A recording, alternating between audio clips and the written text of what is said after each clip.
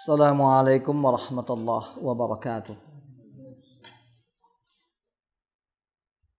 Innal hamdalillah hamdan katsiran yuwafi ni'amahu wa yukafi mazidah.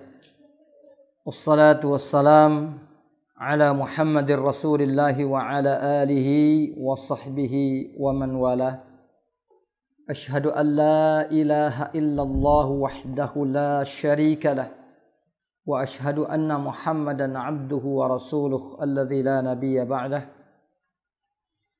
Ya ayyuhalladzina amanu taqullaha haqqa tuqatih wa la tamutunna illa wa antum muslimun.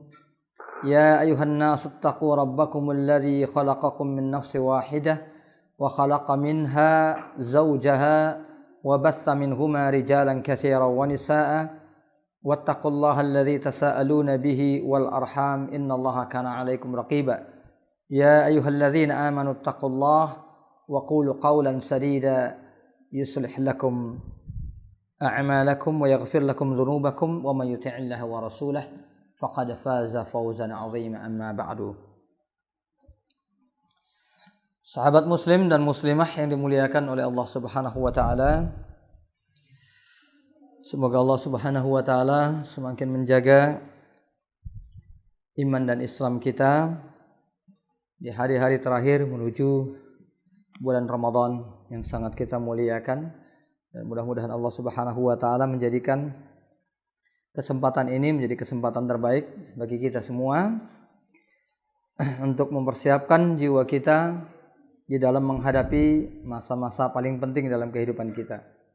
Karena ada beberapa hal yang kalau kita sia-siakan itu akan meruntuhkan hidup kita, ya. Di antaranya ketika seseorang itu mendapatkan bulan Ramadan dan tidak mempergunakannya secara baik.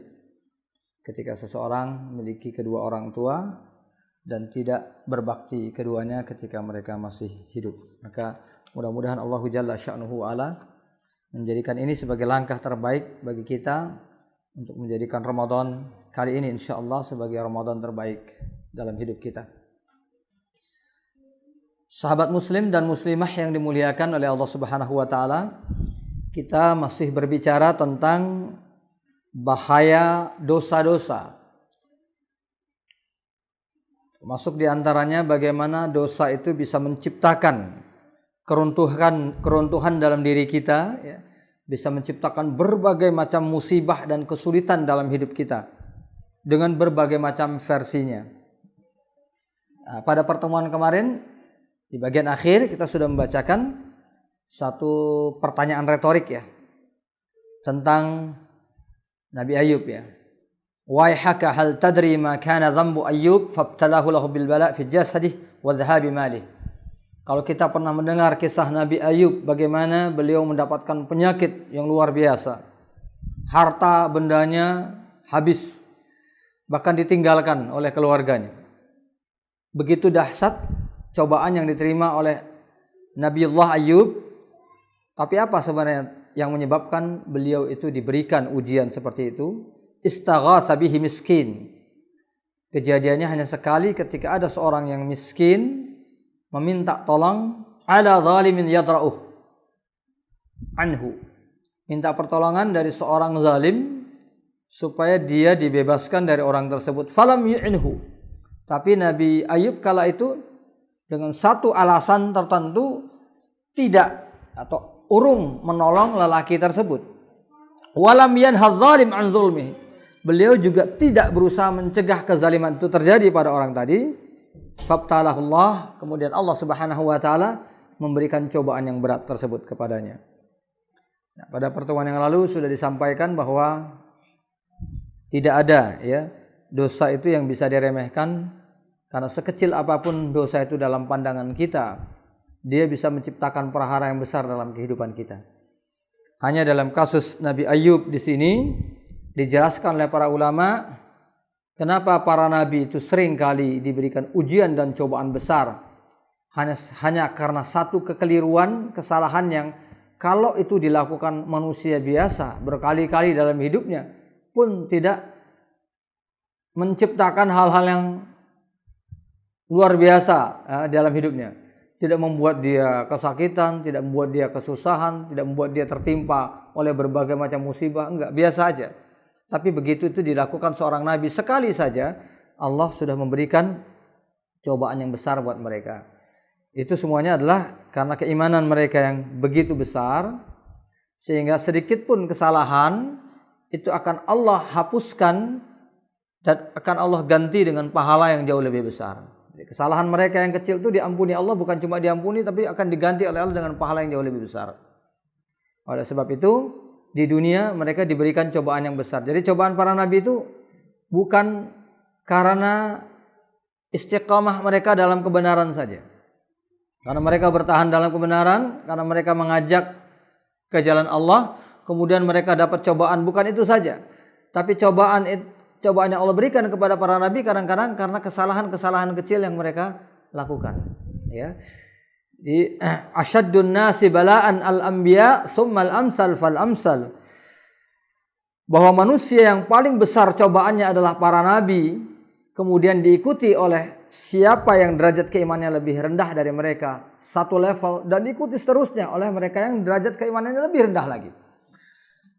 Yang terbesar cobaannya adalah para nabi, sekali lagi bukan semata-mata karena istiqamahnya mereka di jalan Allah, tapi juga karena Allah Subhanahu wa taala memberikan balasan atas kesalahan-kesalahan kecil mereka dengan bala musibah yang berat bagi orang lain, tetapi tujuan Allah adalah untuk meningkatkan keimanan mereka, untuk meningkatkan derajat mereka di sisi Allah Subhanahu wa taala. Ini yang tersampaikan pada akhir pertemuan yang lalu tentang kisah Nabi Ayub.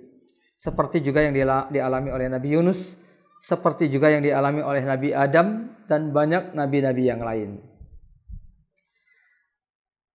Imam Ahmad mengatakan, haddatsana Al-Walid.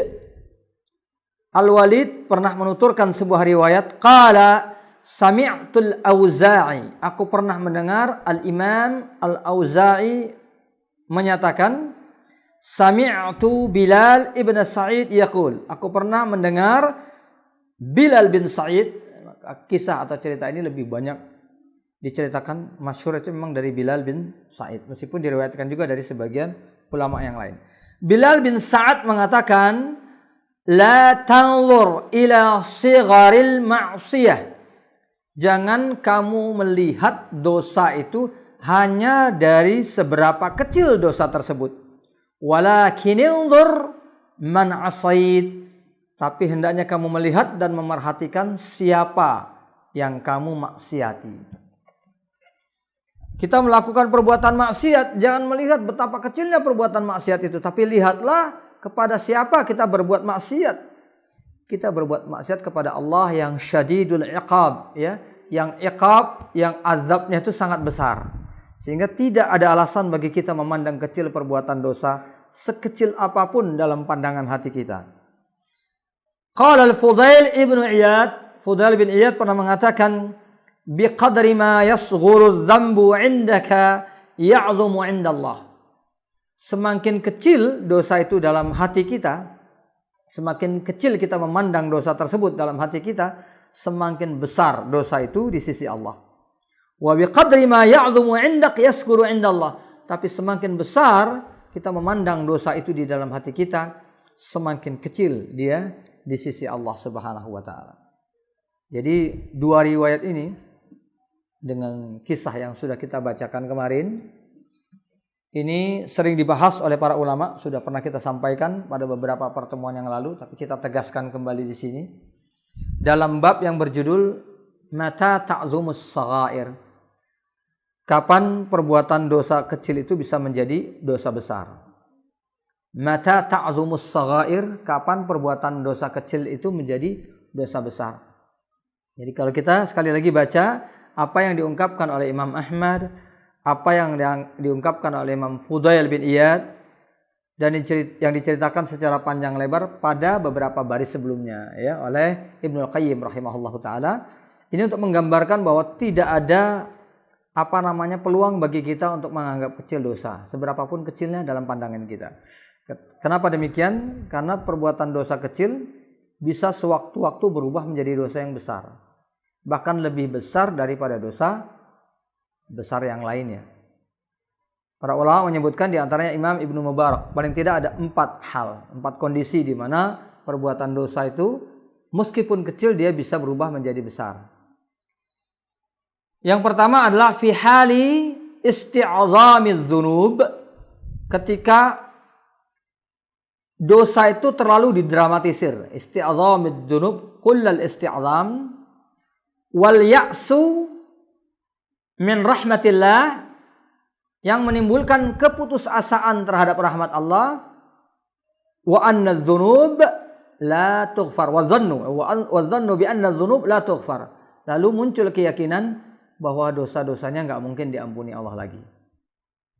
Ya, jadi ketika seorang itu melakukan perbuatan dosa sekali, 2 kali atau mungkin berkali-kali, ya, sejatinya dosa yang dilakukan itu hanya dosa-dosa kecil.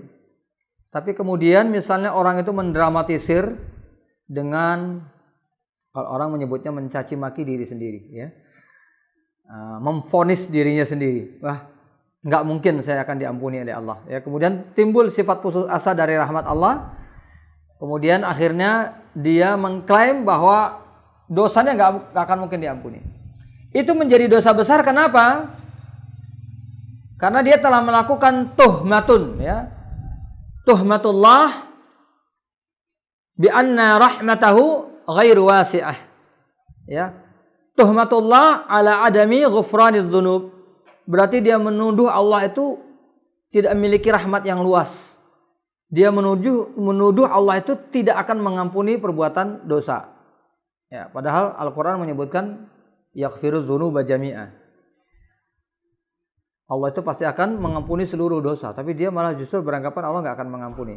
Jadi tuduhan inilah, ya, tuduhan dalam hatinya kepada Allah inilah yang menyebabkan perbuatan dosa yang tadinya kecil itu menjadi besar. Qul li'ibadiyalladzina asrafu ala anfusihim. Dalam Al-Quran dikatakan, katakanlah kepada para hambaku yang mereka itu asrafu ala anfusihim, melakukan dosa yang banyak terhadap diri mereka sendiri. La taqnatu min rahmatillah. Jangan kalian itu putus asa terhadap rahmat Allah. Innallaha yaghfirudz dzunuba jami'a wa innahu huwal ghafurur rahim. Karena Allah itu pasti akan mengampuni seluruh dosa. Nanti ada yang bertanya misalnya, bukankah dalil ini kemarin digunakan oleh orang-orang Murji'ah, ya, bahwa Allah mengampuni semua dosa. Maka kita tegaskan bahwa dalil ini akan menjadi salah, ya, ketika digunakan fi mahallil isyan, ketika seseorang berbuat maksiat. Orang mau berbuat maksiat menggunakan dalil ini, maka dia telah berbuat salah. Apa yang dia pahami seperti yang dipahami oleh orang-orang Murji'ah, ya, mau berbuat dosa yang diingat innallaha yaghfirudz dzunuba jami'a, Allah pasti akan ampuni semua dosa. Itu salah. Itu bagian dari pemahaman Murji'ah yang menganggap remeh dosa-dosa. Tetapi menjadi benar fi mahalli taubah kalau itu dilakukan pada saat kita bertaubat kepada Allah. Jadi ketika kita bertaubat kepada Allah, kita harus yakin innallaha yaghfirudz dzunuba jami'a, bahwa Allah pasti akan mengampuni semua dosa. Ya, di dalam sebuah hadis yang diriwayatkan oleh Imam Ibnu Majah, ya, dengan sanad yang sahih, hasanun sahih kata Syekh Al-Albani, dari Abu Hurairah radhiyallahu taala anhu arda, digambarkan bahwasanya Rasulullah bersabda, "Lau akhta'tum wa tablughu khatayakumus samaa." Seandainya kalian melakukan banyak perbuatan dosa dan dosa-dosa kalian itu sampai nembus langit saking banyaknya. Wa tablughu khatayakumus sama, tsumma tubtum, tapi kemudian kalian bertobat, la taba alaikum, la taballahu alaikum, Allah pasti akan mengampuni dosa-dosa kalian. Ya, jadi hadis ini tegas, ya, tegas sekali. Berapapun banyak dosa yang kita lakukan, sebesar apapun dosa itu, kalau kita benar-benar bertobat kepada Allah, niscaya Allah akan mengampuni. Tapi dengan catatan kalau kita bertobat. Jangan berlaku seperti yang dilakukan oleh orang-orang Murji'ah yang sudah berbuat dosa nyantai, berbuat dosa lagi nyantai tanpa bertobat dengan mengatakan Allah pasti akan mengampuni dosa-dosanya. Itu salah. Tapi ketika seorang bertobat, dan otomatis bertobat itu kan ada syarat-syarat diterimanya taubat. Dia melakukan taubat secara benar, maka Allah pasti akan mengampuni sebesar apapun dosanya. Jadi yang pertama itu, dosa kecil bisa menjadi besar ketika seseorang itu putus asa. Nah, kata Ibnu Al-Qayyim, dalam kesempatan yang lain ketika seseorang itu berputus asa dari dosanya, akhirnya dia akan melakukan apa? At-taladzut wa tamattu bidzunub. Ya sudah, kata orang nanggung. Ya, udah kepalang basah, sudahlah. Nikmatin aja hidup di dunia. Tuh nanti akan masuk neraka juga. Ya, kan banyak orang yang berpendapat begitu ya.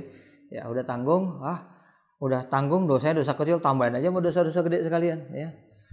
Ujungnya masuk neraka juga, ya. Orang yang kemudian dia menghabiskan waktunya untuk bersenang-senang dengan dosa gara-gara apa? Diawali dari putus asa terhadap rahmat Allah tadi. Maka hati-hati ya. Jadi salah satu di antara bujukan setan paling dahsyat itu adalah putus asa. Itu bujukan dahsyat setan ya. Jadi ada orang yang berbuat dosa kemudian merasa aman saja. Itu bahaya. Tapi lebih bahaya lagi orang yang putus asa. Orang yang merasa aman itu bahaya. Ya. Kalau sampai memunculkan istidraj itu sudah bahaya banget. Tapi lebih bahaya lagi orang yang putus asa. Ya, karena orang yang putus asa ini rugi dunia akhirat, betul ya? Kalau orang yang merasa aman tadi, ya, ruginya akhirat. Di dunia dia merasa aman, bahkan dia dikasih istidraj, dia enak-enakin di dunia. Ya, meninggal masuk neraka, jelas dia sangat merugi di hadapan Allah Subhanahu wa taala.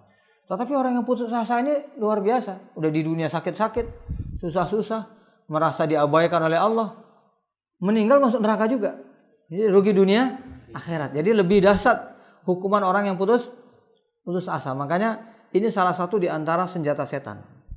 Ya, nah di antara cara setan menanamkan putus asa ini sebagaimana dijelaskan oleh Ibnu Qayyim dalam banyak kesempatan beliau menjelaskan, itu di antaranya itu menanamkan misalnya sikap berlebihan, ragu berlebihan.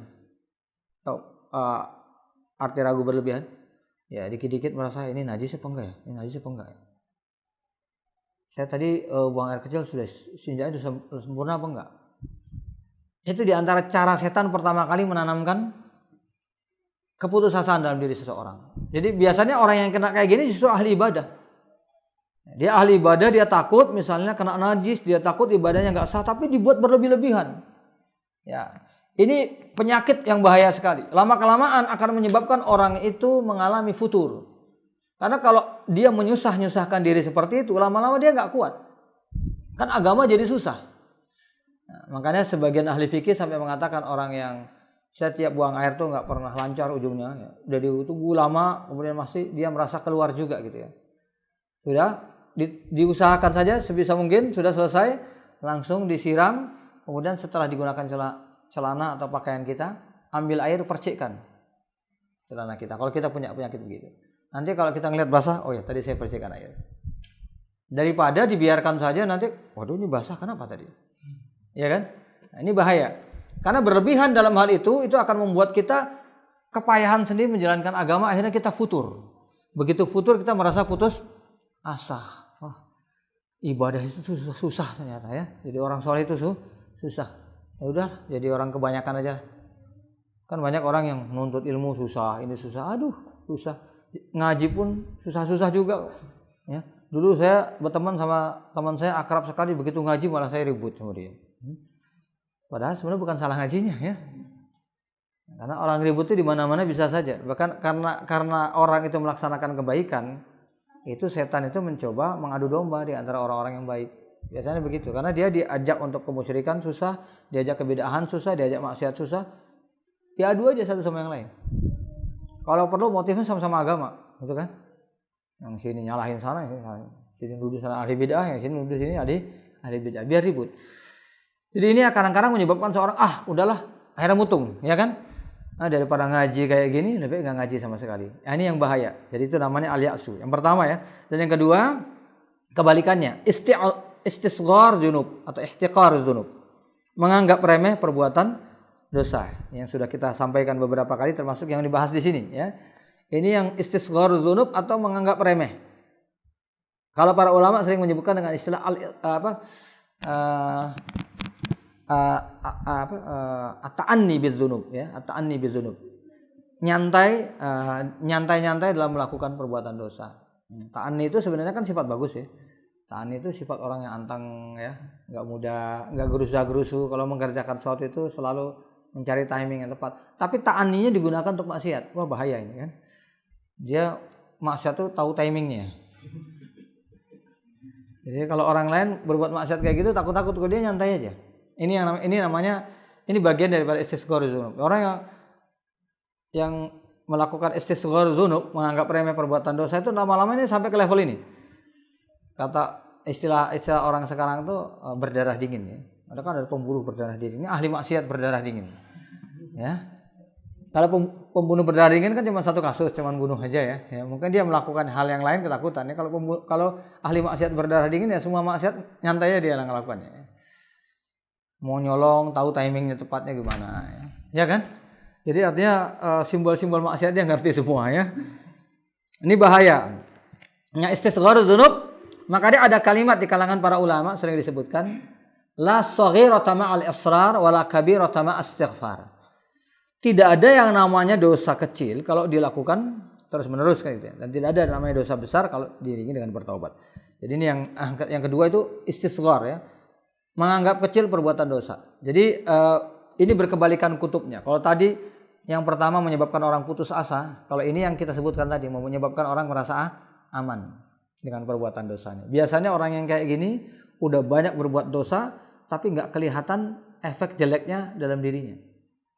Ya, kemarin sudah kita sampaikan dia banyak berbuat dosa tapi dagangannya makin laris, temannya makin banyak, tangga makin baik sama dia.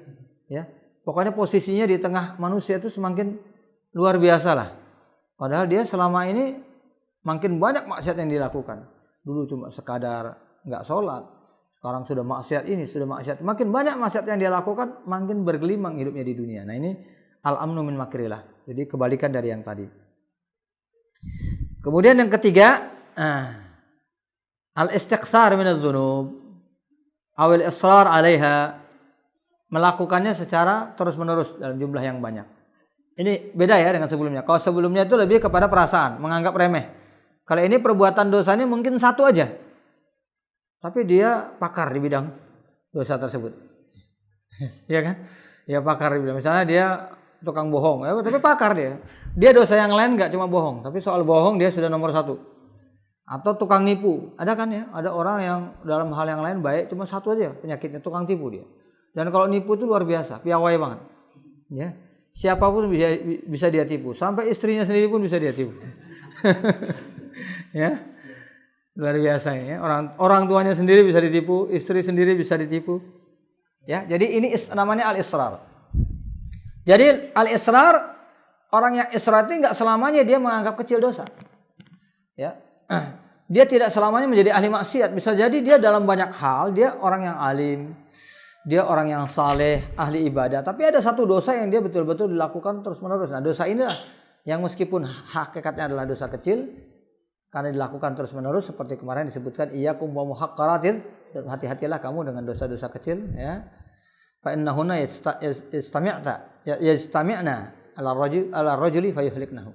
Kadang-kadang dosa kecil ini bertimbun-timbun pada diri seseorang sampai akhirnya orang itu binasa gara-gara dosa tersebut. Ini namanya muhaqqaratuz dzunub. Makanya hati-hati. Dan yang keempat, ya, ayyaqa'a dzambu fi mawdi'in aw halatin tu'azzimuhu wa tukabbiruh. Ketika dosa itu dilakukan pada momen atau pada kondisi tertentu yang menyebabkan dosa tersebut menjadi besar. Ya, contohnya, ya, kita mengatakan ke teman kita, hus, gitu ya. Kata-kata hus, huf ini hanya termasuk di antara adab yang kurang baik. Ya, masuknya shaghairuz dzunub, dosa kecil. Tapi itu akan menjadi dosa besar ketika kita mengatakan itu di depan orang tua. Betul enggak? Wala taqul lahuma uf, jangan katakan kepada kedua. Dosa kecil di hadapan orang biasa, tapi dosa besar di hadapan. Jadi pahamin di sini ya. Nah, jadi dosanya itu dosa kecil. Tetapi ketika dilakukan terhadap orang tua jadi dosa besar. Begitu juga dengan dusta, al-kadzib. Ya. Dusta dalam hal biasa, dusta. Misalnya orang dusta dalam pergaulan sehari-hari. Kan sering orang itu suka banyak bohong. Ya. Dulu saya itu orang kaya loh. Padahal nggak pernah kaya. Ya. Kalau dulu kayak orang mungkin ya. Sekarang udah kayak binatang gitu. Enggak. Ya, biasa orang kan gitu ya. mau membanggakan diri di hadapan orang lain, lalu dia berbohong ya. Berbohong pada hakikatnya adalah saghirah, termasuk dosa kecil. Berbohong sendiri. Dia menjadi dosa besar. Satu, kita ikuti yang ketiga tadi, ketika dilakukan terus-menerusan ya. Ada orang yang kerjanya bohong terus, akhirnya jadi ahli bohong. Nah, ketika itu maka tumpukan dosa bohong ini menjadi dosa besar buat dirinya. Nah, yang keempat ini adalah ketika seorang itu berbohong di kondisi tertentu yang menyebabkan bohong itu menjadi besar dosanya. Ya, contohnya ketika berdagang. Ya, dia bersumpah. Kan ada orang bersumpah kalau dagang, demi Allah saya belinya segini. Demi Allah saya nggak ada untungnya sama sekali. Demi Allah saya rugi nih malah. Ya. Padahal di dalam hati ini maksudnya rugi, ya rugi karena nggak bisa jual lebih mahal. Bukan rugi, kan pahaman orang yang dengar rugi itu berarti dia menjual di bawah modal, kan begitu ya. Nah, menggunakan kata demi Allah berbohong ketika berdagang itu disebut dengan al-yaminul ghamus, dan itu dosa besar. Konteksnya dosa besar. Karena kebohongan itu bisa melahirkan banyak sekali kerusakan gitu loh. Dia telah membuat info hoax yang salah kan berarti ya. Kalau dia katakan jual segini udah rugi, itu berarti dia beli dengan harga yang lebih mahal dari itu. Berarti dia telah merusak pandangan orang terhadap harga pasaran. Oh, berarti harga belinya paling murah segini di mana-mana ya. Itu berita bohong dalam dunia dagang, hoax dalam dunia bisnis, dan itu bukan kecil loh. Ya, kita boleh menganggap kecil ketika hoax itu hanya dalam hal biasa, tapi di dalam dunia bisnis hoax itu luar biasa efeknya ya. Orang salah info ya, sekian rupiah saja kesalahan itu bagi orang pebisnis besar itu sudah sesuatu banget ya. Itu bahaya banget ya, itu sangat bahaya banget. Pasaran kemudian menaikkan harga sedikit saja itu goncangan luar biasa kalau di dunia bisnis, nggak sedikit ya, goncangannya sangat luar biasa. Jadi apa yang dilakukan di dunia bisnis ketika berbohong itu jadi dosa besar. Ketika dia melakukan persaksian di persidangan, ini disebut dengan syahadatuz zur. Ya, syahadatuz Allah wa syahadatuz zur itu disebutkan dalam hadis salah satu di antara dosa besar yang paling besar ya. Syahadatuz zur, sampai Nabi bersandar dan mengatakan berkali-kali, menunjukkan besarnya dosa ketika seorang melakukan persaksian palsu. Dalam persidangan dia mengatakan saya melihat fulan melakukan ini ya. Ini gara-gara persaksian dia, bisa jadi orang yang tadinya nggak dibunuh. Betul? Orang yang tadinya nggak dirajam bahaya nggak? Bahaya sekali. Ya. Orang yang seharusnya nggak dihukum bahaya sekali. Jadi makanya dosanya memang bohong kecil, tapi akibatnya besar karena dilakukan pada momen dan ini tertentu. Begitu juga berdusta atas nama Nabi. Ya. Berdusta dengan mengatakan ini hadis Nabi, ternyata bukan hadis Nabi. Innal kadhiba alayya laisa ka kadhibin, inna kadhiban alayya laisa ka kadhibin ala ahadikum. Dusta atas namaku, kata Nabi, bukan seperti dusta atas nama salah seorang di antara kamu. Man kadzdzaba alayya muta'ammidan falyatabawa maq'adahu minan nar. Siapa yang berdusta atas namaku dengan sengaja, maka hendaknya dia bersiap-siap masuk ke dalam api neraka. Jadi dusta atas nama Nabi, apalagi berdusta atas nama Allah ya. Al-qaulu ala Allah ma la antaqulu Allahi ma la ta'lamun ya, berkata atas nama Allah tidak dengan ilmu. Wah, ini besar dosanya. Bahkan Imam Ibnul Qayyim mengatakan dosanya lebih besar dari kemusyrikan. Ya. Kenapa? Karena itu kemusyrikan, cuman kemusyrikan yang paling kurang ajar. Ya, jadi kalau misalnya orang melakukan kemusyrikan dengan menjadikan sesuatu sebagai perantara untuk ibadah.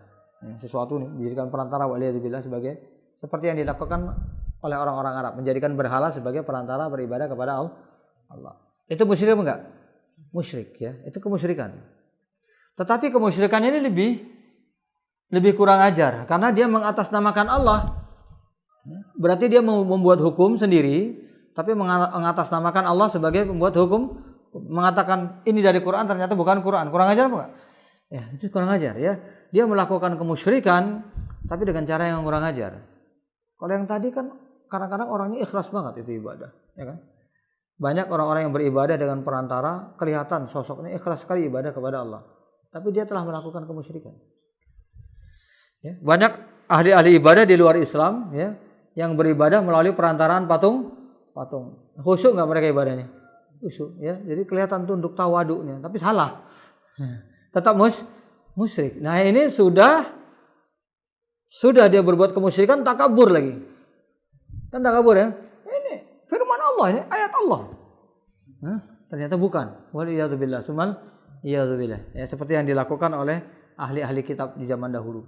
Dan banyak di antara umat Islam juga yang seperti itu. Ya, termasuk yang berdosa misalnya nggak ada ayat Quran yang mengatakan begini. Padahal dia baca Qurannya jarang. Terjemahannya aja hanya dibaca beberapa ayat saja dari Al-Quran, bisa mengatakan dalam Quran nggak ada katanya. Itu sama juga artinya berdosa atas nama Allah. Jadi bukan hanya sekadar mengatakan ini bukan dari Al-Quran, ada dalam Al-Quran dia katakan nggak ada padahal dia belum baca, itu sama aja berdusta atas nama Allah Subhanahu Wa Taala. Jadi kita kembali kepada persoalan ikhwas fillah yang dimuliakan Allah Subhanahu Wa Taala. Dalam Musnad Imam Ahmad dan Jami'ul Imam At-Tirmidzi dari Abu Salih dari Abu Hurairah radhiyallahu taala an. Abu Salih ini termasuk yang paling banyak meriwayatkan hadis dari Abu Hurairah. Jadi kalau udah dua bergabung ini, itu hadisnya jarang yang tidak sahih. Jarang yang tidak sahih. Tapi bisa saja orang buat hadis palsu dibikin syaratnya kayak gini, bisa. Ya. Tapi ini kekompakan dua ini kalau sudah bertemu itu jarang sekali hadisnya itu tidak sahih. Disebutkan bahwasanya Rasulullah bersabda, "Innal mu'mina idza adzanaba dzamban nukitat fi qalbihi nuqtatun sauda." Seorang mukmin yang melakukan perbuatan dosa, maka akan dibuat di dalam hatinya itu satu noda hitam. Ya, akan diciptakan dalam hati itu satu noda hitam. Fa in taba wa naza', kalau dia bertobat lalu meninggalkan perbuatan dosa tersebut, wastaghfar, memohon ampun kepada Allah, suqila qalbu, hatinya akan kembali dibersihkan. Kata suqil, ya, suqil dalam bahasa Arab itu dibersihkan, saking bersihnya sampai kinclong. Itu namanya saqal. Ya, sama dengan orang nyemir sepatu gitu. Ya, begitu. Dibersihkan saking bersihnya sampai kinclong. Ting gitu ya, sampai bercahaya. Nah, itu namanya tasqil. Jadi kalau orang berbuat dosa, itu di hatinya akan ada bintik hitam. Tapi kalau dia bertobat, hitamnya itu akan dikelupas, akan dibersihkan sehingga berkilat. Ya. Suqila qalbuh. Jadi ini yang dijelaskan oleh para ulama, sehingga orang yang berbuat dosa kemudian dia bertobat, betul-betul bertobat, itu kondisinya bisa lebih baik daripada dia belum melakukan perbuatan dosa. Ya, bisa di sini ya. Ketika dia melakukan perbuatan dosa, dia betul-betul bertobat ya. Ya, betul-betul dia bertobat, maka dia kondisinya bisa lebih baik. Ya. Karena dengan itu kata Ibnu Qayyim, dia punya ibadah yang tidak dilakukan oleh orang-orang yang tidak melakukan dosa, yaitu istighfar. Ingat dosa, nangis, istighfar lagi. Ingat dosa, nangis, istighfar. Padahal dosanya sudah diampuni oleh Allah. Tapi dia selalu menyesali, istighfar dan menangis. Sehingga dia banyak melakukan ibadah secara khusyuk yang tidak dilakukan oleh orang-orang yang tidak pernah melakukan dosa. Tapi catatan penting ini bukan berarti itu direncanain ya. Yang mau dosa aja lah kayak gitu. Ya. Itu tidak bisa ya. Karena rencana kita sendiri sudah dicatat sebagai dosa besar. Berarti kita menganggap remeh perbuatan dosa. Ingat ya, ingat catat itu. Itu tidak bisa direncanakan. Ya. Makanya ketika ada orang yang berbuat dosa kemudian dia bertobat, betul-betulan bertobat, tapi tergoda lagi nafsunya, berbuat lagi. Dia betul-betul bertobat lagi, tetap akan diampuni oleh Allah. Selama memang dia tidak menginginkan dosa itu sebenarnya. Saya udah berusaha menghindarinya, tapi kegoda lagi nafsu, kegoda lagi. Itu kan banyak disebutkan dalam hadisnya. Wah, Allah akan tetap mengampuninya. Wa ya'lamu anna lahu rabban yaghfiru dzunub. Dia sadar betul ada Allah yang akan mengampuni dosa. Tetap akan diampuni. Tapi dengan catatan dia betul-betul bertobat ya. Bukan bermain-main dengan dosa, enggak. Dia enggak bermain-main dengan dosa. Dia betul-betul bertobat. Wa in zada, tapi kalau seseorang terus berbuat dosa dan dosa, sudah banyak titik hitamnya, dia tetap berbuat dosa. Hatta ta'luwa qalbu, sampai hatinya itu didominasi oleh dosa. Fadzalika ron, maka itulah kondisi hati yang disebut dengan ron dalam bahasa Al-Quran. Ron itu hati yang sudah hitam karena dosa. Yang disebutkan Allah di dalam Al-Quran, kalla bal rona ala qulubihim, sungguh hati mereka sudah terkena ron, makanu yaksibun, atas apa yang mereka perbuat. Imam Tirmidzi mengatakan hadis ini hasanun sahih. Ya, jadi ini bagaimana hati itu bisa dosa itu bisa merusak hati pelan-pelan. Sebagaimana juga Allah bisa membersihkan hati dari setiap dosa ketika kita memang menginginkannya dengan taubat. Sehitam apapun hati, ketika kita betul-betul bertaubat akan diputihkan oleh Allah Subhanahu wa taala. Ini sebagaimana digambarkan dalam hadis yang diriwayatkan oleh Imam Ahmad dan bahkan Imam Muslim juga dalam sahihnya. Ya, kita sebutkan Imam Ahmad terlebih dahulu karena memang beliau hidup sebelum Imam Muslim, ya. Bahkan sebelum Imam Bukhari. Makanya para ulama sering menyebutkan Imam Ahmad terlebih dahulu itu bukan berarti pengategorian, ya, bahwa riwayat Imam Ahmad itu lebih sahih, enggak. Itu semata-mata karena Imam Ahmad itu hidup lebih dulu. Ya. Kita kembali kepada pembahasan. Imam Ahmad menyebutkan satu hadis dari Hudzaifah ibn al-Yaman. Kita tahu Hudzaifah ibn al-Yaman ini banyak menyebutkan hadis-hadis tentang akhir zaman, hadis-hadis tentang hati. Ini salah satunya. Beliau mengatakan tu'radul fitanu 'alal qulub udan. Yang namanya fitnah dunia, godaan dunia. Dosa-dosa yang diakibatkan godaan dunia, ya, karena wanita, karena karena gemerlapnya hidup di dunia, karena kekuasaan dan lain-lain. Tu'radul fitanu 'alal qulub, akan masuk ke dalam hati manusia kal hasir, ya.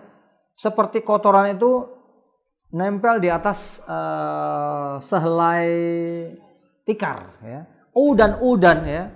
Yang dikotorinya itu bukan hanya seluruh tikar secara umum, tapi bahkan helai demi helai. Kita tahu ya, dulu tikar itu dibuat dari helai-helai gitu, ya. Ya. Macam-macam, ada dari daun, ada dari tali, dari macam-macam, ya. Helai demi helai itu akan diracuni oleh bala tersebut. Udan. Fa ayyu qalbin ushribaha nukita fihi nuktatun sauda. Setiap hati yang menerima datangnya fitnah tadi, godaan dunia tadi, atau godaan atau fitnah tadi, maka akan terbentuk di dalam hati tersebut satu titik hitam. Wa ayyu qalbin angkaroha, tapi setiap ada hati yang mengingkarinya, ini datang cobaan tersebut, ada fitnah macam-macam, kemudian hati tersebut menolak, ya. Nukita fihi nuktatun baydha. Jadi bukan hanya setelah bertaubat datang godaan nolak saja itu hati bertambah putih. Nukitat fihi nuktatun baydha hatta tasiru ala qalbain, sehingga akhirnya seluruh fitnah ini akan masuk ke dalam dua hati secara menyeluruh, ya. Masuk ke dalam dua hati secara menyeluruh, tapi dengan akibat yang berbeda antara hati yang menolak dengan hati yang menerima tadi. Ala qalbin abiyat, yang pertama dia mampir di hati yang putih bersih, misris safa, yang betul-betul putih sekali, sehingga justru fitnah ini membuat hati tersebut dikatakan la tadurruhu fitnatun madamatis samawati wal ardh, akan kebal terhadap fitnah sampai hari kiamat. Jadi ketika orang ada fitnah, cobaan itu dia menentang dengan hatinya, maka hatinya akan dibuat kuat semakin dia tahan terhadap godaan-godaan tersebut. Itu digambarkan di dalam hadis ini. Wal akhar aswad mirbazah, ya. Kal quzil muzkhah. Ini bahasa Arabnya susah ini. Agak susah, ya. Menyebutkannya susah itu. Jadi satu lagi hati yang hitam, mirbazah kal quzil muzkhah, itu artinya hati yang hitam, tapi hitamnya itu hitam yang enggak original. Jadi tadinya dibalik ini sebenarnya hati yang putih bersih, ya. Nah, kemudian ditutup sama yang hitam, ini kan jelek. Kalau orang aslinya hitam itu bagus, ya. Nah, putih kemudian muncul tombel-tombel hitam gitu, ya. Jelek enggak? Jelek, ya. Nah, itu dia, kira-kira seperti itu. Kalkuzil mutkhah itu seperti apa? Seperti tembikar. Tembikar itu kan bagus, ya, tapi udah gosong. Dia kan berkilat itu. Udah gosong jadi jelek enggak? Jadi malah jelek. Tapi kalau ada misalnya kuali, asalnya memang hitam, nggak jelek. Ya jelek juga sih, tapi nggak jelek-jelek amat, ya. Tapi kalau asalnya putih kemudian jadi hitam, wah itu luar biasa, ya. Ada orang nggak ketemu lama pasti, "Duh, kamu kok jadi hitam legam kayak gini?" Itu pasti luar biasa, ya. Pasti kesannya orang beda dengan orang yang memang dari kecilnya udah hitam, ya. Yang dari kecil dia emang lahir di daerah yang orangnya hitam-hitam, ya biasa aja. Ngeliat dia emang karena sudah biasa hitam. Bisa dibayangin, ya. Ya jadi seperti itu, ya. Emang perumpamannya agak ini, ya. Tapi digambarkan seperti itu, ya. Bahasanya sendiri unik, ya. Ini bahasa Arab yang enggak begitu lazim, ya, tapi disebutkan di dalam hadis demikian, dijelaskan oleh para ulama. Nah, hati yang sudah hitam seperti ini, la ta'rifu ma'rufan wa la tunkiru munkaran, kebalikan dari hati yang tadi. Ini hati yang udah nggak bisa lagi mengenali kebenaran, nggak bisa lagi mengenali kemungkaran. Ini mengerikan sekali. Ya. Jadi lebih daripada orang yang tidak ngerti sama sekali, orang yang bodoh sama sekali terhadap kebenaran. Ini hati yang tadinya bersih kemudian jadi hitam. Ini gambaran ikhwas fillah yang dimuliakan oleh Allah. Ya. Jadi orang yang sudah mengenal kebaikan, ya, sudah mengenal kebenaran, ini hati-hati. Ini satu hal yang perlu dijadikan sebagai patokan kita, hati-hati. Kemudian dia berbalik menjadi orang yang justru membela kemungkaran. Itu akan jauh lebih berbahaya dan jauh lebih susah untuk bertobat dibandingkan orang-orang yang tenggelam dalam kemaksiatan sejak awalnya. Ini sudah sering saya sampaikan, tapi saya tegaskan berkali-kali ya. Jadi orang-orang yang memang dunianya maksiat, itu kadang-kadang memandang orang-orang baik itu juga dengan baik gitu loh. Kadang-kadang ada, maaf aja, seorang pelacur yang melihat seorang wanita ya memakai hijab, waduh dekat banget itu orang dari Allah, ya. Hatinya berkata begitu. Kadang-kadang meskipun dengan nada bercanda diajak sholat, nggak mau, titip salam aja ya, tolong doain di masjid, ya. Tapi artinya dia menganggap yang dilakukan ini baik, betul ya? Yang dilakukan ini baik. Apa yang dilakukan orang-orang ini baik? Karena dia menyadari betul bahwa maksiat ini adalah dosa besar. Dan dia dalam keadaan celaka di hadapan Allah Subhanahu wa taala. Tapi begitu orang itu punya ilmu kemudian dia berbuat maksiat, justru seringkali berdalih. Udah maksiat punya dalil. Ini bahaya banget, lebih berbahaya daripada orang ahli maksiat ya. Nah, ini yang dimaksudkan di sini. Jadi orang yang hitamnya bukan hitam originalnya kayak gini. Ya, jadi begitu dia hitam, wah, pembelaan dirinya luar biasa itu. Ya, pembelaan diri luar biasa. Untuk orang yang aslinya hitam ya udah, yang asli saya gini mau diapakan lagi ya. Ya kan? Betul. Tapi kalau orang hitam, saya biar hitam kayak gini juga, jangan tanya. Sombong dia. Karena dia merasa ada sesuatu yang hilang dari dirinya dan dia berusaha untuk membela diri. Nah, ini bahaya sekali. Jadi makanya diibaratkannya seperti itu tuh sangat jelas sekali bahayanya dosa terhadap orang yang sudah mengerti tentang perbuatan dosa tadi. Itu yang perlu kita ingat ya selalu. Ikhwas fillah yang dimuliakan Allah Subhanahu wa taala. Kemudian Hudzaifah bin Yaman mengatakan menjelaskan hadis tadi. Idza azanaba al-'abdu nukita fi qalbihi nuqtatun sauda hatta yasiru qalbuhu kasyatir rabda. Kalau orang itu berbuat dosa terus menerus, maka hatinya akan semakin menghitam seperti kambing yang digerati dengan kambing robda. Kambing robda itu kambing yang hitam legam, ada warna lain memang, tapi bukan warna putih ya. Coret-coretannya itu kalau nggak merah coklat tua gitu ya. Jadi artinya apa? Warna lain yang ada dalam dirinya itu nggak bikin dia tambah bagus ya, nggak bikin dia itu menjadi kembali kepada asal ya. Tapi justru orang tadinya putih bukannya hitam, masih ada coreng-corengnya warna merah misalnya ya, malah semakin nggak enak untuk dilihat, misalnya seperti itu. Ini perumpamaan aja sebenarnya. Hati diibaratkan seperti kambing yang robda ya, hitam legam ya, ada coretan-coretan warna lain tapi juga tidak membuat dia menjadi kehilangan kehitamannya. Imam Ahmad mengatakan, Ya'qub menceritakan riwayat kepada kami, Abu Saleh meriwayatkan kepada kami, Ibnu Syihab Az-Zuhri meriwayatkan kepada kami, haddatsani Abdullah bin Abdullah ibnu Atabah, dari Abdullah bin Mas'ud, dari hadis ini dari Abdullah bin Mas'ud radhiyallahu taala anhu. Bunyi hadis ini sangat luas maknanya sebenarnya, tapi kita tidak akan bahas terlalu panjang ya, karena ini konteksnya adalah dengan dosa-dosa. Ibnu Mas'ud mengatakan, inna Rasulullah, sungguhnya Rasulullah bersabda, amma ba'du ya ma'syara Quraisy, wahai orang-orang Quraisy.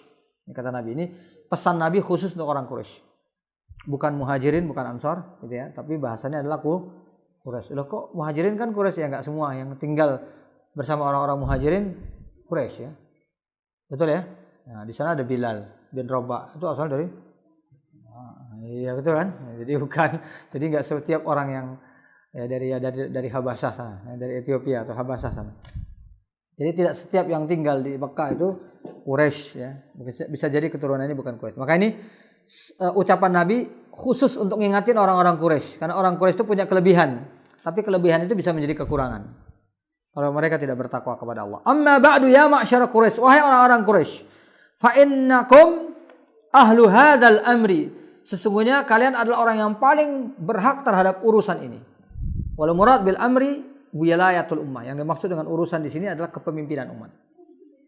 Jadi kemarin kita sudah sebutkan ya, syarat-syarat seorang pemimpin yang baik dalam Islam, ya harus adil, harus ini, harus itu. Kemarin sudah disebutkan punya ilmu agama yang cukup, ya harus mengerti tentang bagaimana mengampu orang banyak, punya sikap yang adil. Dan di bagian akhir ditambahkan oleh para ulama, ya ketika itu adalah khilafatul ummah, yang dimaksud adalah memimpin seluruh kaum muslimin, maka disyaratkan ayyakuna Quraisyan. Kalau bisa dia adalah orang Quraisy. Sebisanya. Karena apa? Karena orang Quraisy yang paling berhak untuk menjadi pemimpin umat. Orang keturunan Quraisy yang paling berhak ya, menjadi khalifah, menjadi amirul mukminin. Malam ta'saullah, tapi dengan catatan kalian tidak bermaksiat kepada Allah. Artinya orang Quraisy ini harus orang yang beres, jangan ahli maksiat. Fa idza asaitumuh, kalau kalian bermaksiat kepada Allah Subhanahu wa taala, ba'atsallahu ilaikum man yalhakum kama yulha hadzal qadib. Allah akan mengutus orang lain yang akan menyingkirkan kalian, sebagaimana kulit kayu ini dikelupas dari kayunya. Ya, kalau sudah dikelupas kulit kayu itu, yang tinggal bagian dalam itu yang licin, betul kan? Bagian licin yang berbeda sama sekali dengan luarnya. Artinya digundulin, ya. Kalian akan digundulin oleh orang-orang di luar sana. Jadi ini menunjukkan ikhwas fillah satu kaidah hukum sebenarnya dalam khilafah, kekhalifahan. Selama memang masih bisa diambil dari orang Quraisy, maka diambil dari orang Quraisy. Ya. Selama masih ada orang Quraisy. Tapi kalau ada orang Quraisy tapi dia ahli maksiat, dia banyak melakukan perbuatan-perbuatan zalim, tidak layak untuk menjadi khalifah, maka diambil selain daripada Quraisy. Wa idza stawa, kalau ada yang ada dua-duanya sama. Dua-duanya sama ini dua kemungkinan. Dua-duanya soleh, dua-duanya tidak soleh, maka yang dipilih tetap orang Quraisy gitu. Jadi ini yang dijelaskan oleh para ulama. Nah, kenapa demikian? Karena orang Quraisy itu punya kelebihan secara nasab. Maka dalam Islam nasab itu tetap penting meskipun bukan segalanya. Karena ketika nasab itu tidak dibarengi dengan ketakwaan, dia menjadi musibah yang paling besar. Contohnya orang Arab, secara umum saja ya. Nabi kan pernah bersabda, "Ana a'rabukum wa ana Quraisyun." Aku orang yang paling Arab di antara kalian. Ya, paling fasih maksudnya. Paling fasih bahasa Arabnya di antara kalian. Wa ana Quraisy, kan aku orang Quraisy. Orang Quraisy itu paling fasih bahasa Arabnya. Wasturdi'tu fi Bani Sa'd bin Bakar, dan aku disusui di Bani Sa'ad bin Bakar. Dan Bani Sa'ad bin Bakar ini golongan Quraisy. Quraisy itu kan nanti ada pecahannya lagi. Ada bani-baninya lagi. Ya. Beliau dari bani yang baninya itu dikenal paling fasih bahasa Arabnya, itu Bani Sa'ad bin Bakar. Karena Nabi dibesarkan di sana. Dikirimkan ke Bani Sa'ad bin Bakar, ya, beliau pernah disusui dibesarkan di sana oleh Halimah As-Sa'diyah di Bani Sa'ad bin Bakar. Sehingga Nabi bisa berbangga dengan bahasanya, ya. Jadi para ulama menjelaskan berdasarkan hadis ini dan hadis lain, termasuk innallaha astafani min Quraisy, Allah memilih aku dari kalangan Quraisy, ya. Kemudian dari kalangan Bani Quraisy dipilih dari Bani Hashim dan seterusnya. Itu adalah pilihan-pilihan nasab terbaik bagi Nabi SAW. Nasab punya pengaruh. Arab punya pengaruh nggak dalam kebaikan Islam? Punya, ya. Arab punya pengaruh dalam kebaikan Islam? Punya. Jadi kalau kita Muslim baik, ya, bertakwa kepada Allah, ditambah kita adalah orang Arab, mengerti bahasa Arab, tinggal di negeri Arab, punya kelebihan lebih daripada orang di luar Arab. Dengan tingkat keimanan sama, dengan tingkat ketakwaan yang sama. Ini fadlul Arab. Jadi nanti ada pembahasan di kalangan para ulama tentang fadlul Arab, keutamaan Arab. Tetapi ketika sudah berkaitan dengan ketakwaan, la fadla li Arabiyyin ala ajamiyyin illa bittaqwa. Tidak ada keutamaan orang Arab dibandingkan orang ajam kecuali dengan takwa. Maksudnya gimana? Jangan dipahami pihak saja. Orang kan memahami selama ini ya, yang penting bertakwa kan, bukan Arab sama ajamnya. Tidak demikian pemahamannya, ya. Ketika orang ajam lebih bertakwa, dia lebih baik dari orang Arab. Ketika orang Arab lebih bertakwa, dia lebih baik dari orang Ajam. Tapi ketika sama-sama bertakwa, orang Arab lebih baik dari orang Ajam. Karena di sini dikatakan tidak ada keutamaan orang Arab dibandingkan Ajam kecuali dengan takwa. Ya, kalau sama-sama takwa baru ada keutamaan Arab. Nah, tapi kebalikannya ketika orang Arab itu melakukan tindakan kejahatan, dosanya juga lebih besar. Ya. Luar biasa. Makanya al-a'rabu asyaddu kufran wa nifaqan, ya. Orang-orang Arab pedalaman itu kalau sudah kafir ini lebih nemen dari kita. Nah, lebih apa? Nemen itu apa? Lebih parah lah ya, lebih parah dibandingkan kita. Jadi orang Arab itu kalau sudah kafirnya lebih parah. Ya, makanya banyak kalangan dulu waktu saya beberapa saat di Saudi Arabia sering ngobrol ya dengan teman-teman yang bekerja sebagai TKW, karena saya waktu itu ngisi juga di Jaliyat namanya. Jaliyat itu semacam Islamic Center. Di situ ada orang-orang dari berbagai negara. Nanti masing-masing negara boleh bikin taklim sendiri-sendiri. Nah, saya bikin taklim pakai bahasa Indonesia khusus untuk TKI Indonesia di kota Unaiza. Jadi saya berteman banyak pengalaman dari mereka saya dapatkan. Ya, termasuk ucapan-ucapan yang ini realnya banyak, contoh realnya banyak. Mereka mengatakan orang Arab di sana itu kalau sudah baik itu betul-betul kayak malaikat. Tapi kalau udah jahat itu betul-betul kayak setan. Jadi orang yang bekerja di sana itu untung-untungan. Ini dapat majikannya baik atau enggak? Yang majikannya bertakwa betul-betul kayak malaikat. Kalau jahat betul-betul kayak setan. Saya bertemu dengan 2 orang, sama yang dua-duanya ini punya pengalaman yang berbeda. Jadi di sini saya dapat kabar baik, di sini kabar buruk. Dan dengarnya itu antara terharu dengan kasihan ya. Dua-duanya sama-sama ngaji. Yang satu ini suami istri, tapi yang cerita suaminya. Jadi dulu istrinya itu katanya pertama kali kerja. Nah, jadi pertama kali kerja di sana, dia berangkat sendiri. Ya, di Indonesia emang bisa perempuan berangkat sendiri ke sana. Dan dia orang awam, nggak banyak mengerti tentang agama gitu ya. Jadi dia tentang kemahroman segala macam dia nggak ngerti. Dia berangkat ke sana. Tapi kerjanya dia memang bekerja di seorang seorang wanita yang dia sudah tua tapi belum nikah. Jadi dia kerja di rumah seorang wanita hanya untuk ngerawat si wanita tadi. Nah, nyupirin wanita tadi. Pokoknya kerja untuk wanita tadi, masakan untuk wanita tadi. Begitu sampai di sana, dia diperlakukan dengan baik. Dia pikir dia akan kerja berat, enggak. Masak bareng-bareng masak. Ya, nyupir tuh kadang-kadang dia nyupir, kadang-kadang tuannya yang nyupir. Ya, jadi dia seperti bukan supir ya, jadi seperti bukan bekerja. Kerja bareng-bareng. Kemudian kamu udah belajar agama apa saja belum? Akhirnya didaftarkan dia di sebuah pengajian, didaftarkan dia di sekolah tahfidz Al-Qur'an. Jadi dia di sana jadi hafizah. Ya, jadi dibina dia sampai jadi hafizah kerja ya. Kemudian setiap dalam sebulan itu bisa beberapa kali dia umrah. Ya, jadi jaraknya antara Unaiza ke Mekah itu 1.200 km ya. Jadi jauh. Dia naik pesawat. Nah, ya setiap paling sedikit sebulan sekali dia umrah bersama, diajak gitu, nemanin umrah ini ya. Nah, setelah itu dia tanya sudah nikah belum? Belum. Dia punya pasangan? Ada tapi di Indonesia, itu tetangga saya. Kalau gitu kamu pulang, kasih dia visa, bawa dia kemari sebagai suami kamu. Tapi kamu nikah dulu di sana, dihalalkan dulu di sana. Pulang dia, tetangganya itu, dia nikahin, kemudian dibawa. Nah, akhirnya dia di sana dikasih tempat tinggal, rumah, tinggal dengan suaminya. Ya. Suaminya disuruh banyak ngaji, makanya dia ngaji sama saya waktu itu. Jadi suaminya ngaji, isinya belajar hafidz Quran. Jadi benar-benar surga dunia akhirat ya. Ya. Dan luar biasanya biaya pernikahan ketika di Indonesia itu dikirim dari sana. Jadi dia nikah di sini, biaya pernikahan berapa dikirim dari sana. Itu makanya kalau sudah baik kan menikah ya. Yang temannya kebalikan ya, temannya itu cerita ya waliyadzubillah ya. Ya sudah ini dia dipekerjakan sering dia laki-laki tapi sering dipukulin sama laki-laki sedih ini kan gajinya itu nggak jelas lagi ya dia berapa gajinya itu banyak yang diambil untuk ini ambil dia tidak ini sama sekali ya sampai dia dilarang untuk komunikasi dengan orang di Indonesia dengan siapapun nggak boleh dia komunikasi ya, jadi suatu saat waliyadzubillah jadi istrinya itu meninggal dunia di Indonesia dia dapat kabar dari temannya meninggal dunia digorok maling. Ya, udah kekurangan hidupnya karena nggak dikirim-kirimin duit, gorok maling. Ya. Dia minta sekadar ini terakhir saya dia mau ngomong sama keluarganya menunjukkan rasa sedih, nggak dikasih juga. Gimana dahsyatnya rasa sakit dia ya. keluarganya meninggal segala macam. Nangis dia, setiap ketemu kita nangis. Ini yang saya katakan tadi ya, kalau orang Arab sudah jahatnya kayak setan ya. Kalau sudah baiknya kayak malaikat. Ini salah satu contoh, ikhwah. Jadi artinya orang yang diberikan anugerah kelebihan itu kalau tidak dimanfaatkan dengan ketakwaan itu akan jadi bumerang, akan jadi sesuatu yang lebih menghancurkan. Ya, maka orang-orang Quraisy dikatakan di sini begitu ya.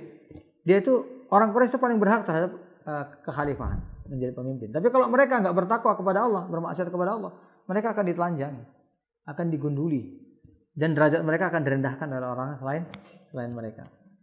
Jadi ini harus dicatat dengan baik ya. Keturunan yang baik itu apabila tidak diimbangi dengan ketakwaan itu akan jauh lebih merusak ya daripada keturunan-keturunan yang biasa saja. Karena setiap anugerah itu ada kewajiban bersyukurnya ya. Semakin tinggi yang diberikan kepada kita, kewajiban bersyukur kepada kita semakin besar. Orang yang dapat nasab baik segala macam ya kewajibannya lebih besar dari yang nasabnya biasa-biasa aja. Ya kan? Nah, ada namanya beban ya, beban nasab ya. Beban keturunan, pernah dengar ya? Keturunan orang kaya nggak jadi kaya, beban nggak? Beban orang tua kamu kaya, kakek kamu kaya, kamu melarat. Coba kalau orang tuanya melarat, dia melarat, biasa aja kan? Nah itu kira-kira seperti itu ya. Dalam konteks dunia seperti itu. Kemudian selanjutnya disebutkan di sini.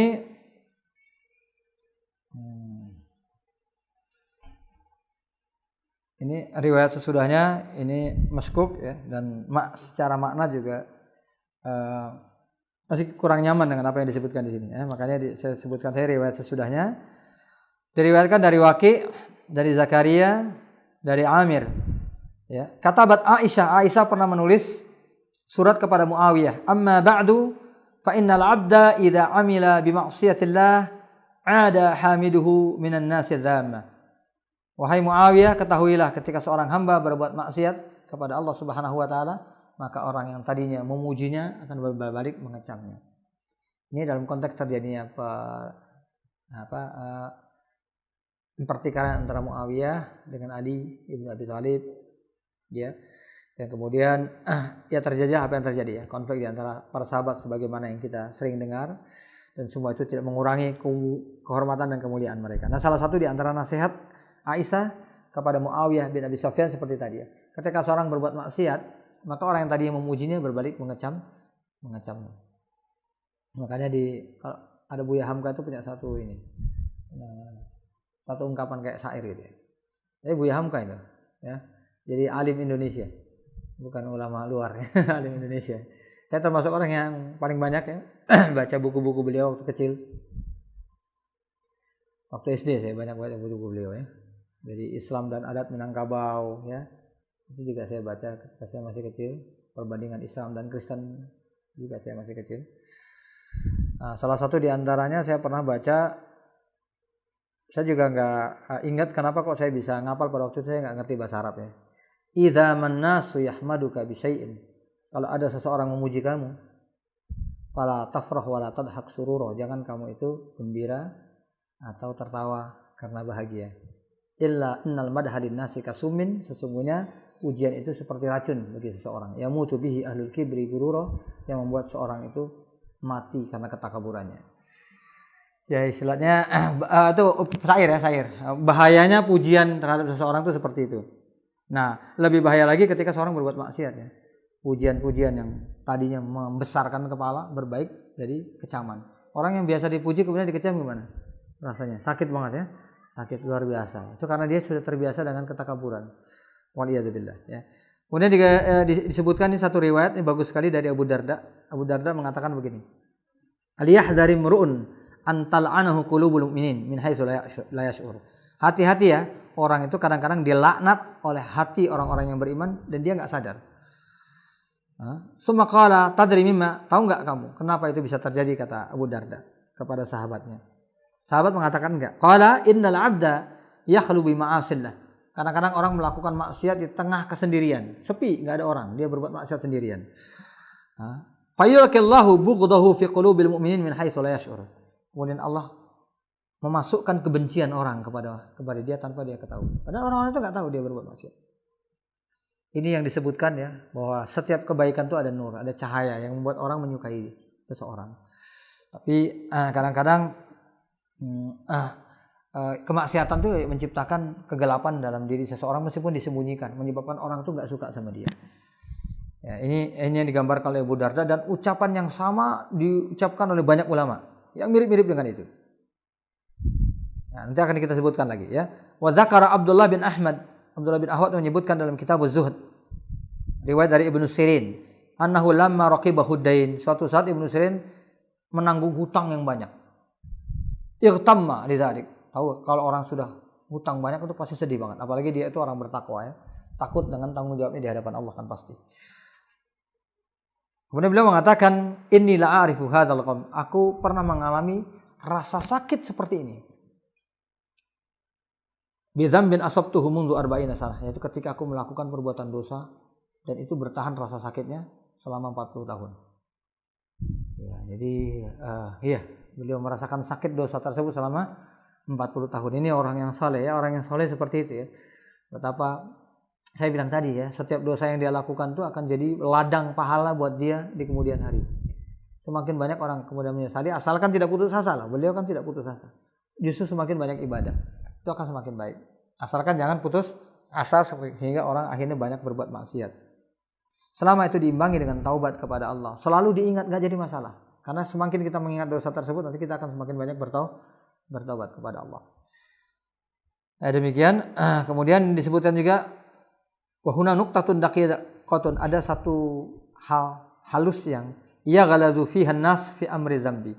Banyak orang yang salah paham tentang urusan dosa. Wa hiya annahum la yarawna ta'thirahu fil hal. Karena banyak orang berbuat dosa, kemudian mereka merasa enggak ada efeknya dalam waktu yang cepat. Saya berbuat dosa kayak gini biasa-biasa aja. Enggak ada apa-apa kok gitu. Wa qad yata'akhkharu ta'siruhu fayunsa. Kadang-kadang akibat dari dosa itu belakangan, tapi dia udah enggak sadar bahwa itu akibat dosa dia yang dilakukan dulu. Ini yang bahaya. Sehingga orang nggak sadar ya, akan peringatan Allah itu nggak sadar, nggak terbaca sama dia. Makanya orang soleh selalu ingat, ini mungkin akibat dosa yang saya lakukan beberapa puluh tahun yang lalu. Nah, itu orang soleh itu akan sangat halus perasaannya terhadap hal-hal seperti itu. Maka dikatakan di sini, waqad yata'akhkhar ta'siruhu fayadhunnul abdu annahu la yughbar ba'da dzalik. Dia menganggap bahwa dia nggak akan mendapatkan efek dosa itu setelah itu. Wa annal amra kama qala qail, seperti dalam syair. Maksudnya syair ini digunakan secara salah gitu ya. Syair ini mengatakan begini. Idza lam yughabbar ha'itun fi uqu'i, ketika tembok itu runtuh, lalu nggak ada debu berterbangan. Falaisa lahu ba'da luqu'i ghubar, maka nggak akan ada lagi debu berterbangan setelah itu. Karena debu itu berterbangan paling keras, paling banyak ya ketika terjadi reruntuhan. Bila terjadi runtuhan saja nggak ada apa-apa, ya udah setelah itu pasti nggak ada apa-apa lagi. Nah, ini dijadikan dalil kalau setelah berbuat dosa nggak ngaruh apa-apa, oh berarti memang nggak akan ada ngaruhnya selama-lamanya. Nah, ini yang salah ya. Jadi syair ini sebenarnya syair yang sering digunakan oleh orang-orang Arab, tapi konteksnya bukan untuk itu, bukan untuk berbuat dosa, bukan untuk berbuat dosa. Wa subhanallah, justru misalnya inilah. Jadi kalau sesuatu itu ya dalam fase yang paling berat itu kita masih bisa menanggungnya, maka ketika fase itu turun, itu kita akan lebih mudah lagi menanggungnya. Itu kira-kira seperti itu maknanya. Ya, kan pada waktu debu paling banyak, maka setelah itu debu akan semakin sedih. Kira-kira demikian maknanya, bukan meremehkan perbuatan dosa. Wa subhanallah kam ahlakat hadhil baliyatu minal khalaq. Ini saya bacakan karena ini penting. Berapa banyak bala atau musibah ini, yaitu musibah meremehkan dosa yang seperti ini telah telah membinasakan, merusak banyak orang. Wa kam azalat min ni'matin, ya. Jadi perbuatan dosa ini sebenarnya menimbulkan banyak kerusakan. Wa kam azalat min ni'matin, berapa banyak nikmat yang runtuh karena perbuatan dosa. Wa kam jalabat min naqmah, dan berapa banyak bala musibah terjadi gara-gara dosa. Tapi banyak orang enggak sadar berapa banyak dosa yang telah mereka lakukan, berapa banyak kesalahan yang telah mereka lakukan. Begitu dapat bala musibah itu tidak menyadari tentang kesalahan-kesalahan yang biasa mereka lakukan. Malah yang dituduh orang lain. Mungkin gara-gara si fulan. Dosanya sendiri enggak diperhatikan. Wa ma aktsarul muqtarina biha, banyak orang yang terpedaya dengan kondisi semacam ini. Minal ulama al-fudhal, bahkan para ulama yang utama pun banyak terjebak dalam kesalahan ini. Fadlan anil juhal, apalagi orang-orang yang bodoh. Walam ya'lamil muqtar anna dzamba yanqud. Ya, orang yang tertipu itu enggak sadar bahwa dosa itu pasti akan menimbulkan kerusakan walau ba'dahin, meskipun bukan dalam waktu yang singkat. Kama yanqudu as-sum, sebagaimana racun, itu ada yang cepat, ada yang lambat. Wa kama yanqudul jurhu al-mundamil alal ghish wad daghal, ya. Jadi seperti orang tertipu oleh luka. Luka itu jurhul mundamil itu luka yang bagian luarnya kelihatan udah sembuh. Pernah enggak ngalamin kayak gitu? Luka luarnya itu sudah kering, udah sembuh, padahal di dalamnya itu masih membara. Ya. Jadi akhirnya orang enggak sadar akan bahayanya. Sama dengan orang yang kena penyakit liver, itu di awal kena penyakit itu lemes, terus setelah itu lemes hilang. Dia merasa nyantai, padahal livernya sedang membara. Dia nggak sadar, dia berolahraga tiba-tiba blek meninggal dunia. Itu seperti itu kira-kira. Itu namanya jurhul mundamil. Salah satu penyakit yang paling dekat dengan ini penyakit liver. Jadi liver itu, karena liver itu fungsinya itu tinggal 5% saja orang masih bisa hidup. Itu luar biasanya liver. Jadi makanya pengaruh di badan tuh kadang-kadang baru berkurang sedikit sakitnya orang sudah merasa sehat. Dia bisa merasa bisa lari. Padahal pada kondisi itu sebenarnya dia jalannya sudah nggak boleh. Itu bahayanya liver. Makanya banyak orang meninggal karena liver. Itu disebabkan karena bahayanya itu nggak kelihatan. Beda dengan orang yang kena jantung, baru ini sedikit sudah lemas badannya, sudah mau pingsan. Beda dengan liver. Ya, jadi itu perumpamaan di sini seperti itu. Luka atau penyakit yang sebenarnya bahaya, tapi secara konkret nggak kelihatan bahayanya. Gitu. Imam Ahmad meriwayatkan dari Abu Darda, "U'budullah ka'annakum tarawnahu", beribadahlah kepada Allah seolah-olah kalian melihatnya. Wa uddu anfusakum, ini mungkin bagian terakhir yang kita baca. Wa uddu anfusakum fil mauta, ya, anggap saja kalian ini adalah orang-orang yang akan mendekati kematian. Wa alamu anna qalilan yughnikum khairun min katsirin yutghikum. Sedikit yang kamu punya tapi bermanfaat buat kalian itu lebih baik daripada banyak tapi justru membuat kalian besar kepala. Wa alamu annal birra la yubla wa annal isma la yunsa. Ingat bahwa kebaikan itu sekecil apapun itu tidak akan sia-sia. Dan yang namanya dosa, ya, sekecil apapun itu tidak akan terlupakan. Ini nasihat dari beliau, ikhlaskan fiddin yang dimuliakan Allah Subhanahu wa taala. Insyaallah pembahasan lebih lanjutnya akan kita sampaikan pertemuan yang akan datang. Ya, by online ya. Insyaallah kita akan selalu dipertemukan dalam kebaikan, ya. Mudah-mudahan apa yang disampaikan pada pertemuan kali ini bisa bermanfaat. Terutama bagi teman-teman sahabat muslim dan muslimah dimanapun antum berada. Saya cukupkan di sini. Wa'alafu minkum. Wassalamualaikum warahmatullahi wabarakatuh.